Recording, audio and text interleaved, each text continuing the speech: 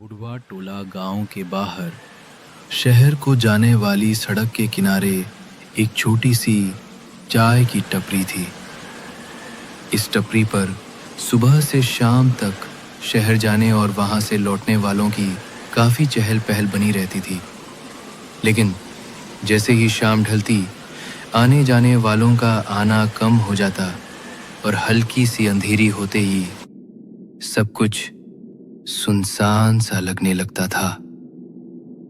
वैसे तो भोला रोज शाम के वक्त टपरी बंद कर दिया करता, लेकिन हर शनिवार को सारा काम निपटा लेने के बाद वो किसी का इंतजार करता था। राघव, रजत और गांव के बुजुर्ग आत्माराम जी हर शनिवार को सायंकाल के बाद की टपरी पर आते थे। राघव और रजत शहर में किसी एमएनसी में नौकरी करते थे। हर शनिवार को वीकेंड पर वे शहर से शाम की गाड़ी से उतरकर टपरी पर आ जुटते। भोला के हाथ की बनी ताज़ा ताज़ा गर्मा गर्म चाय पीते। उधर गांव से टहलते हुए आत्माराम जी भी टपरी पर पहुंच जाते। आत्माराम जी फॉरेस्ट डिपार्टमेंट में गार्ड की नौकरी से रिटायरमेंट के बाद गांव में ही बस गए थे। आसमान में काले बादल उमड़ घुमड़ रहे थे। रह रहकर बिजली भी चमक रही थी। ऐसा लग रहा था जैसे अब तेज बारिश होने लग जाएगी। राघव आत्माराम जी से बोला, बाबूजी, आज तो मौसम भी बड़ा गजब का हो रहा है। आपने तो न जाने कितना समय बिताया होगा जंगलों में नौकरी के दिनों में ऐसे मौसम में। कोई रोमांचक सा किस्सा सुनाइए ना, अपने नौकरी के दिनों का। आत्माराम जी बोले, देखो, मौसम का मिजाज कुछ ठीक नहीं लग रहा है। कहानी सुनाते सुनाते बारिश शुरू हो गई तो गांव पहुंचना मुश्किल हो जाएगा। आज तो छाते भी नहीं है हम में से किसी के पास। मेरी मानो, हम लोगों को गांव के लिए निकलना चाहिए अभी। रजत बोला, अरे बाबूजी, बरसात जब होगी तब देख लेंगे कि क्या करना है, कैसे गांव पहुंचना है। आप सुनाइए ना कोई किस्सा। आपका किस्सा सुने बिना वीकेंड का मजा नहीं आता। बोले आत्माराम जी। चलो ठीक है, ये उन दिनों की बात है जब मेरी नई नई पोस्टिंग यहाँ से कोसों दूर बस एक प्रेम नगर नाम के गांव में हुई थी। अभी आत्माराम जी ने कहानी की शुरुआत ही की थी कि अचानक से तेज बिजली की गर्जना के साथ बारिश शुरू हो गई। बारिश बहुत ही तेज थी। किसी को जरा सा भी अंदाजा नहीं था कि बारिश इतनी तेज होगी। सभी ने जल्दी से जाकर चाय की टपरी के नीचे बारिश से बचने के लिए आसरा लिया। ऐसा लग रहा था कि ये बारिश जल्दी थमने वाली नहीं है। सब लोग इस सोच में थे कि गांव के लिए कैसे निकला जाएगा ऐसी बारिश में। रजत बोला, बाबूजी, मुझे नहीं लग रहा कि ये बारिश जल्दी रुकने वाली है। लगता है हमें काफ़ी समय इंतज़ार करना पड़ेगा बारिश के रुकने का। तब तक आप अपनी कहानी को ही पूरा कर लीजिए। कुछ अच्छा टाइम पास हो जाएगा हम लोगों का इस बारिश में। बोला सही बात है बाबूजी, मुझे भी नहीं लग रहा इस मौसम को देखते हुए कि ये बारिश जल्दी थमेगी। और फिर इस सुनसान रात में अब हम लोगों के पास और कोई काम भी नहीं है, तो आप अपनी वो आप बीती जो सुना रहे थे उसे पूरा कर लीजिए। आत्माराम जी बोले, देखो, मेरे जीवन का अनुभव तो ये सलाह दे रहा है मेरे मन को कि हमें यहाँ से जल्द निकलना चाहिए। अक्सर ऐसे मौसम में मैंने बहुत सारी अनहोनी। इतना जोर दे रहे हो तो ठीक है, मैं तुम्हें वो किस्सा सुनाता हूँ। अब ध्यान से सुनो। मेरी प्रेमनगर गांव में नई नई पोस्टिंग हुई थी। गांव बहुत ही अच्छा था और लोग भी बहुत ही सीधे सच्चे थे। गांव में ही मैंने एक कमरे का मकान किराए पे ले लिया था। उस रात ड्यूटी के लिए मैं थोड़ा लेट हो गया था। ड्यूटी गांव के बाहर जंगल में बने एक फॉरेस्ट ऑफिस में थी। गांव से निकलते निकलते रात के 10 बज गए थे। सारा गांव सो रहा था। हर तरफ सन्नाटा और वीराना फैला हुआ था। मैं बस जल्दी से अपने फॉरेस्ट ऑफिस पहुंचने के बारे में सोच रहा था। फिर गांव की सीमा लांघकर मैं अब जंगल के भीतर पहुंच चुका था। हर तरफ सन्नाटा था। उस जंगल ही जाग रहा था। देर रात के समय इस जंगल में शेर, चीते, भालू का भी डर बना रहता था, और किसी भी तरह का डर मैंने जिंदगी में कभी महसूस नहीं किया था उस रात से पहले। अभी मैं अपने फॉरेस्ट ऑफिस की तरफ बढ़ ही रहा था कि ना जाने अचानक कहां से एकदम तेज बारिश शुरू हो गई। मैंने तेजी से दौड़ना शुरू कर दिया और आसपास बारिश से बचने के लिए कोई आसरा ढूंढने लगा। तभी भागते भागते मुझे सड़क के किनारे एक बिल्कुल हूबहू भोला की चाय की टपरी जैसी ही एक चाय की टपरी दिखी। मैं वहां अंदर पहुंचा और सोते हुए चाय वाले भाई को आवाज लगाने लगा, अरे भाई सुनो, अरे भाई उठो, उठो भाई।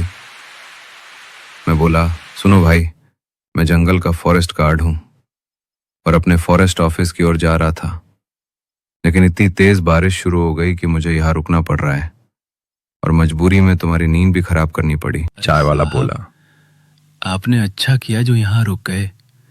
बहुत तेज बारिश हो रही है और वैसे भी रात के समय जंगल बहुत खतरनाक हो जाता है। ऐसे में आगे जाना ठीक नहीं है। आप बताइए, आपके लिए चाय बना दूं? गर्मा गर्म अदरक और दालचीनी डालकर ठंड एकदम से गायब हो जाएगी साहब। नहीं नहीं भाई, तुमने मुझे ऐसी बारिश में आसरा दे दिया, यही बहुत है। वैसे भी मैंने तुम्हारी अच्छी खासी नींद खराब कर दी। मुझे चाय नहीं चाहिए, तुम आराम करो। तभी जंगल की तरफ से किसी लड़की के चीखने की आवाज सुनाई दी। मैं बोला, सुनो, तुमने किसी लड़की के रोने की आवाज सुनी क्या? ऐसा लग रहा है जैसे कोई लड़की किसी मुसीबत में है और उसे मदद की जरूरत है। अरे साहब, ये जंगल है और रात का पहर है। यहाँ ऐसी आवाजें आती रहती हैं। इस तरह की किसी आवाज पर इस रात और इस मौसम में ध्यान देकर अपने लिए खतरा मोल नहीं लेना चाहिए।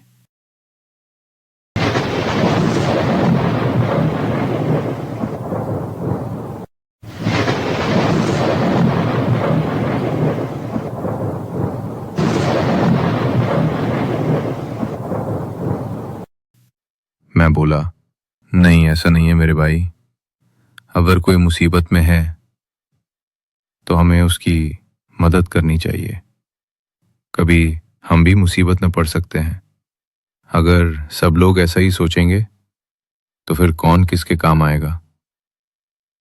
मुझे लगता है कि हमें चलकर देखना चाहिए कि क्या मामला है। आखिर जंगल में इस समय ये लड़की क्या कर रही है? चाय वाला बोला, अरे साहब, रहने दीजिए। इस वक्त बाहर जाना ठीक नहीं है। अगर लड़की को मदद की जरूरत है तो वो यहां तक आ ही जाएगी। फिर हम उसकी जो मदद बन पाएगी करेंगे। तभी उस लड़की की पुकार और भी तेज हो गई। मैं बोला, देखो, अगर तुम्हें डर लग रहा है और तुम नहीं आना चाहते तो मत आओ, लेकिन मैं किसी को ऐसे बेसहारा नहीं छोड़ सकता। मैं अकेला ही जाता हूं उसकी मदद के लिए। चाय वाला बोला, अरे साहब, आप मान क्यों नहीं रहे? ठीक है, मैं चलता हूं, लेकिन अगर कोई अनहोनी हुई तो उसकी जिम्मेदारी आपकी होगी। फिर मुझे दोष मत दीजिएगा। फिर हम दोनों ही निकल पड़े उस आवाज की दिशा में, ये जानने के लिए कि आखिर इस सुनसान जंगल में इस वक्त वो लड़की कहां से आ गई, उसकी और क्या मदद की जा सकती है। साहब, आवाज उधर से आ रही है। चलिए चल के देखते हैं कि क्या माजरा है। क्यों ये लड़की इस वक्त परेशान हो रही है और हमें भी परेशान कर रही है। आप चलिए मेरे साथ। लेकिन मुझे कुछ ठीक सा नहीं लगा। ये सीढ़ियां मैंने कभी जंगल में नहीं देखी, और किसी जंगल में इतनी लंबी सीढ़ियां होती भी कहाँ हैं।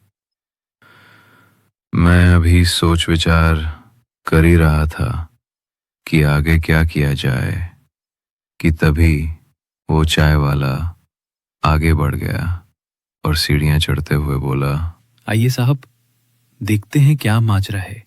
मेरे साथ आइए आप। मैंने उसे रुकने का इशारा किया, लेकिन अगले ही पल मेरे होश उड़ गए। मैं कांपने लगा।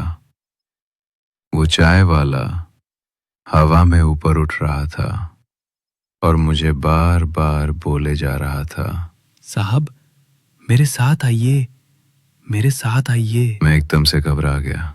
वो चाय वाला एक डरावने रूप में बदल गया। उसका आधा चेहरा, एक हाथ और एक पैर खून से सने हुए थे और चेहरा ऐसा लग रहा था जैसे कंकाल हो। फिर वो बोला, आओ मेरे साथ साहब, तुम्हें मदद करनी है ना? मैं ही हूं जिसे मदद चाहिए। मुझे एक्सीडेंट में बहुत चोट लगी है, मेरी मदद करो, मेरा इलाज करो। देखो कितनी चोट लगी है मुझे। मैं बिल्कुल घबरा चुका था। मैं तुरंत मुड़ा और तेज कदमों से भागने लगा। वो जख्मी सा कंकाल या भूत जो भी था, वो भी मेरे पीछे लग गया। मैं तेजी से भागता जा रहा था। मुझे अपने पीछे उसके कदमों की आहट का एहसास हो रहा था, पर मैं एक पल के लिए भी नहीं रुका और जितनी तेज मैं भाग सकता था भागता ही रहा। और फिर कब मैं गांव की सीमा के अंदर पहुंचा, तब जाकर मेरी जान में जान आई। अभी मैं 2 पल चैन की सांस ही ले पाया था कि उस पिशाच की आवाज मेरे कानों में गूंजी। तू आज तो भाग के बच गया, लेकिन याद रखना, मैं जिससे एक बार चिपक जाता हूं उसे छोड़ता नहीं हूं। मैं फिर मिलूंगा तुझे किसी ऐसी ही रात में, ऐसे ही मौसम में। याद रखना मेरी बात को, और मुझे भी। अगले दिन मुझे गांव के सरपंच से पता चला कि उस चाय वाले की 1 हफ्ते पहले ही एक दर्दनाक एक्सीडेंट में मौत हो चुकी थी। किसी तेज रफ्तार ट्रक ने उसे उसके ढाबे समेत कुचल दिया था और अब कई गांव वालों ने उसकी आत्मा को उस ढाबे के आसपास भटकते हुए देखा है। मैं इन बातों पर पहले विश्वास नहीं करता था, लेकिन तब पहली बार जब खुद के साथ ऐसा अनुभव हुआ तो समझ आया कि ऐसी चीजें सच में होती हैं। और मैंने भगवान का शुक्रिया किया मुझे बचाने के लिए।